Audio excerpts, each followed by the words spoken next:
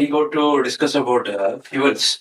Okay, so fuels. I hope you are very clear about what is fuel. What is the meaning of fuel? See, the fuels are anything. The chemical molecules. If it is breaking down the bonds, it releases a lot of energy. See, for example, we have in previous section we have said about let it be let this A be. Okay, so this be a fuel. So when this the bond between this is breaking, this A and B, when it is forming, this releases lot of amount of energy.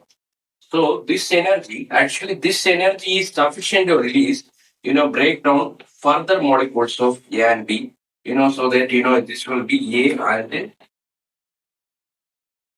and B. Okay, so this will again break A and B, and subsequently again more and more amount of A and B will be breaking, and a lot of energy is getting produced. So there are many fuels, fossil fuels, any molecules. Let it be like, for example, ethanol. You can see how the ethanol is burning, or methanol. There are petroleum fuels. That releases a tremendous amount of energy when we are, just to put an ignition. It releases a tremendous amount of energy. So the fuels are nothing but the chemical species. That once it is breaking down, it releases a more amount of energy. Right. Let's see what is the meaning of fossil fuels. See, we all know actually already we have discussed a lot about fossil fuels and what is its economical significance. See, fossil fuels are there are many fossil fuels that are formed as a decomposition of the biological debris within the earth system, earth crust, and that is called a fossil fuel. So it could be, there are many examples. This could be corrosion. This could be, petroleum, mainly petroleum products, and wax. So and these are some of the fossil fuels. We already know that. So actually, when this fossil fuels are burning, what shall happen is it releases a lot of amount of energy, and how that energy is getting used. That depends on what application it is. For example, you can see the vehicles. I mean, like automotive vehicles. Okay,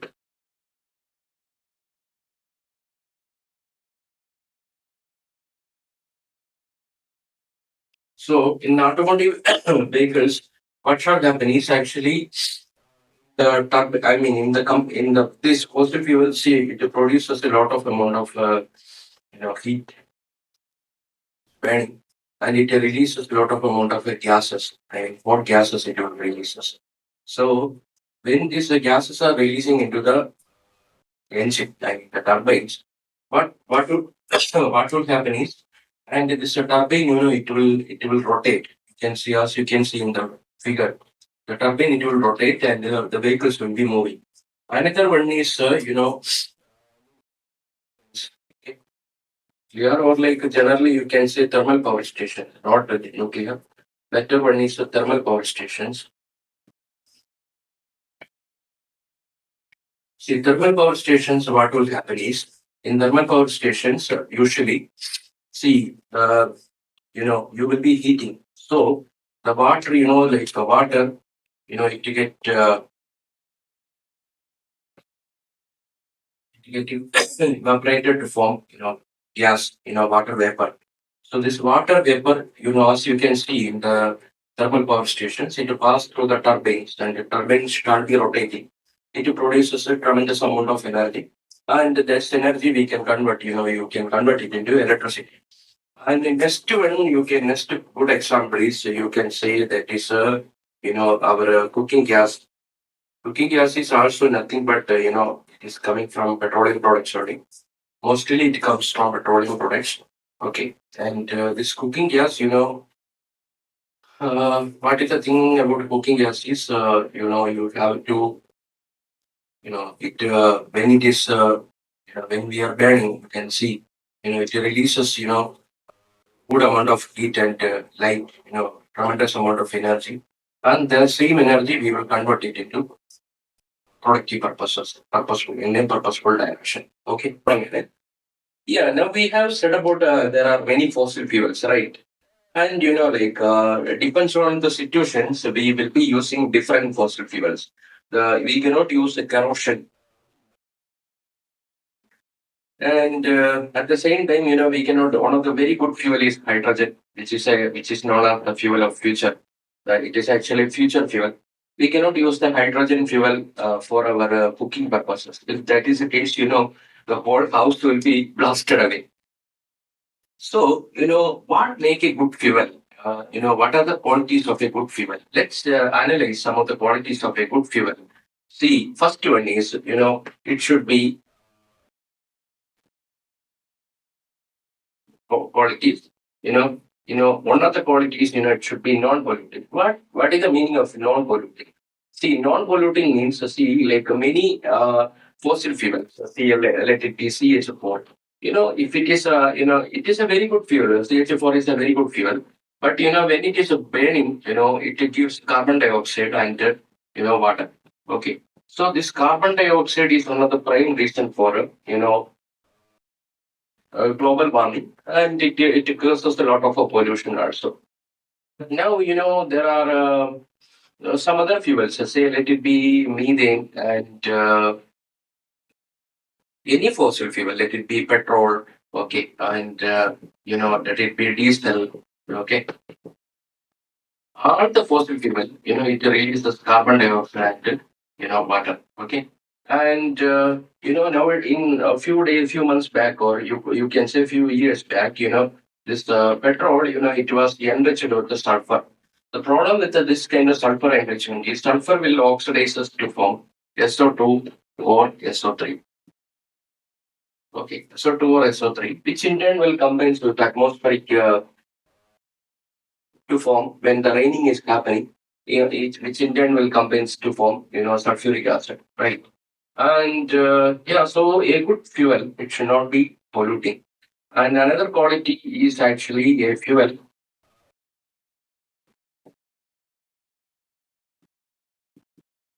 Okay. See, some of the fuels, so for instance, aviation fuel, okay, or let it be hydrogen or hydrogen. These kind of fuels are very costly. Of course, hydrogen's cost will be reducing in the future, in the upcoming future. And these fuels, if it is too much, costly, then better we cannot use it. We cannot use for our affordable purposes, right? And another quality of a good fuel is that it should be safety. See, many of these fossil fuels, transportation of these fuels, transportation of these fuels, it requires a lot of safety precautions. So see, when there is a safety precautions, if it is a very less, it doesn't require so much for a fuel, then that fuel is a very good fuel. Okay. So the next quality is, it should be another quality is you can say, it should be available. It's availability. See, what is the meaning of this availability? See, actually, these fossil fuels, some of the fuels, it is readily available. You can even produce from, cooking gas under. And, the problem with the fossil fuels is it is the saying like in next 50 years, and we cannot no longer use this fossil fuel for long period of time. Okay. And so availability is a very crucial factor. And the next parameter is you can say it is actually nothing but energy density. Okay. So the energy density, do you know the meaning of energy density? For example, say two fuels, okay, let it be H2 plus, when it is burning, it forms H2O plus the energy. Nothing but a heat. Okay. And CH4 also, when it is burning, yeah, so let it be, one more, you can say one more. Here also, actually, you can say one more. Okay. When it is burning, actually, it produces carbon dioxide plus the water and energy. So, both the fuels, it gives energy, right? Both of the fuels are giving energy. So, whether this one mode of hydrogen and one mode of methane, If you take, which one is giving more amount of heat, how much energy it is giving. So this is called the energy density. So, most probably the hydrogen will be the one which is giving lot of amount of energy. So if good fuel, it should give when you are burning, when it is combusting, it has to produce a lot of amount of heat.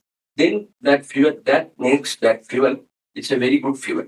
Doctor said about the good qualities of a very good fuel. Should be economical. It should have more energy density. It should be more available. So non-polluting, right? So is there any fuel that is closely matching with these qualities exist? In fact, you can say two very good examples. See, one is, hydrogen. Okay. So, do you know the qualities of hydrogen? See, let's see how will be the combustion of hydrogen.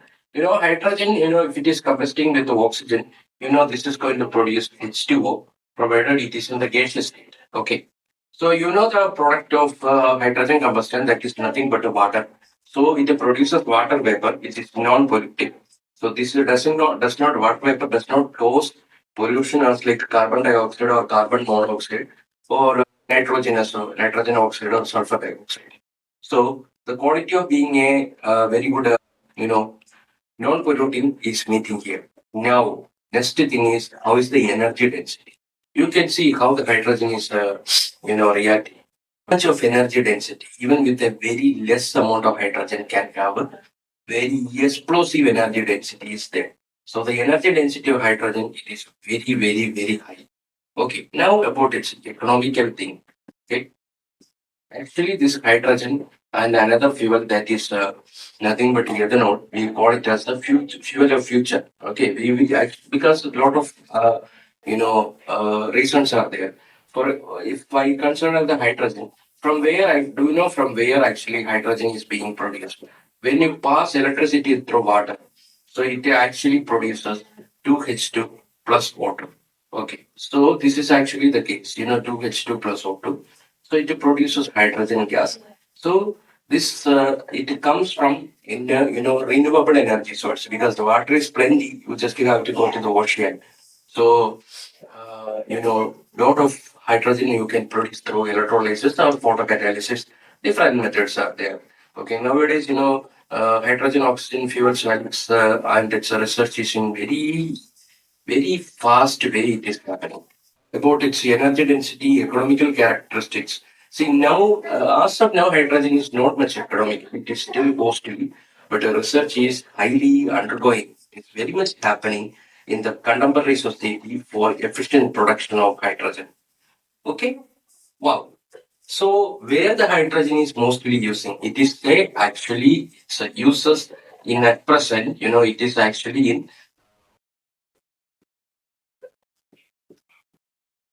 Okay, it is using as a rocket fuel. Now, next fuel is nothing but ethanol.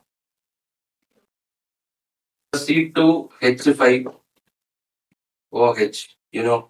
So it produces again carbon dioxide and water. Okay, so it produces carbon dioxide and water, and so the ethanol, when it is undergoing combustion, it produces, from where ethanol is coming. Again, if we consider the parameters, whether it is economical, of course it is economical because ethanol is one of the very good biofuel. It produces, in US actually it is from, cornstarch, and in Brazil, it actually come from maize. Okay. So this is the nature of ethanol. It is coming from natural resources, and energy density is pretty good, and it is very economical also. 1 liter of ethanol it costs around 50 or like less than 50 rupees only it will be costing. On the other hand, in India, if you consider the cost of petrol, it is going above 100. In most of the cities, most of the states, it is going above 100 or close to 100.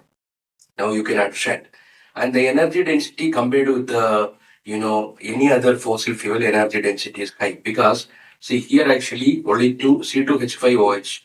But on the other hand, petrol and all actually it is actually thing. and heptane. Those kind of molecules are there. So when it is undergoing combustion, carbon dioxide quantities, eight carbons get converted to carbon dioxide. More amount of carbon dioxide will come. Right? Am I right? So this is the case with the ethanol. So these two fuels, it is definitely, hopefully, it is going to solve many of our problems related to fuels and energy crisis. Okay. So now we are going to discuss about on fuel that is little bit important in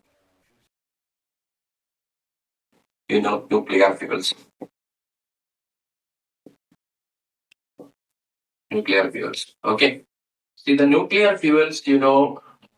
Only heard about. Most of us heard about a nuclear bomb, nothing but atomic bomb.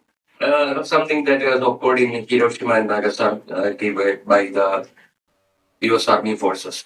And here, actually, this nuclear fuels. It is nothing but actually that nuclear bomb that has a small weight. I'm not sure about how much is the weight. That nuclear bomb alone caused the destruction of a big city, two big cities, Hiroshima and Nagasaki. So you can imagine how much amount of energy that particular reaction, that chain of reactions, that is releasing. So if we are able to use that nuclear fuels for the purpose of you know uh, the applications, the energy applications or like energy production applications that can create a lot of energy, and definitely it will give a you know solve our energy crisis. In fact, what is happening with the nuclear energy reactions is, see, suppose this is a nuclear, radioactive isotope stuff, maybe uranium 35, or like it could be thorium or plutonium. Okay. So, these radioactive isotopes, when this neutron, yeah, so when neutron is bombarding this radioactive isotopes, this this will be splitting. This radioactive isotope, let it be uranium or anything, it will be splitting and smaller, B, C, D, or let it be whatever maybe like some smaller radioactive isotopes will start be forming. Okay, very well that when the bond is of breaking, lot of amount of energy will be happening. It is releasing. So the energy. So here also the energy will be releasing. Here also energy will be releasing. In fact, this is a kind of chain reaction. What shall happen is this radioactive isotopes again. It will be broken down. Actually, when this is a breakthrough, like when this radioactive isotopes are breaking, along with that, further neutrons also will be releasing. So it is something like one neutron, and that is releasing say like again neutrons. Okay. So in again this is going to release neutron and neutron. Again this is going to release neutron. Again this is going to release neutron. So much of so many of neutrons start be releasing just by the bombardment of one radioactive nucleotide. Okay. So here actually this radioactive nucleotide. These neutrons it produces a tremendous amount of energy. This neutrons,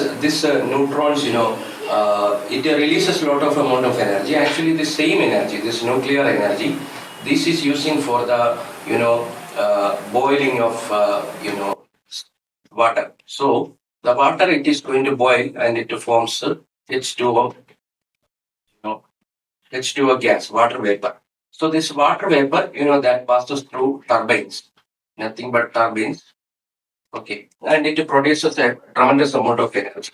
Okay, energy that is the nuclear fuel is generating. I tell you like a small amount of peanut shape of let it be a small amount. Small amount of this could be peanut shape of uh, nuclear fuel, if it is releasing, if it is exploding, it will release 1 ton of as much equivalent of 1 ton of. This is actually as much, this much amount of coal. How much energy this much amount of coal is releasing? that much amount of energy will be released by this peanut shape of nuclear fuel. Okay, so this is what you know how much amount or tremendous amount of energy the nuclear fuel is releasing. Another important aspect is what you can say, you know, nuclear fuel actually it's a machinery, everything is costly, but like it doesn't require that much of complexities, that it doesn't cause any pollution. And because this nuclear explosion, it releases, it heat the boil, it boil the water, and the steam will be producing, and the steam that uses for rotating the turbines, rotating the turbines. So this is what it is. Okay. Now another aspect is, now you may think like, yeah, nuclear fuel, that is good, that is not causing any pollution. It produces a lot of amount of energy. Yes, there are positives. At the same time, there are also negative side also is there. So negative side is, you can say, nuclear, lot of amount of energy. See, for example, you can see the nuclear explosion, how it is happening. A nuclear reactor, if it explodes, what happened in Russia once upon a time, it can completely destroy an entire city. In a very large population of the place, it can be destroyed. Moreover, as you can see, products from the nuclear reactor, tube, if it is not managed properly, lot of health effects can come. It can cause cancer. It may lead to severe health complications. It will be resultant, right? So the nuclear fuel is a promising. It's good. At the same time, it has to be managed in a very systematic and careful manner. Okay.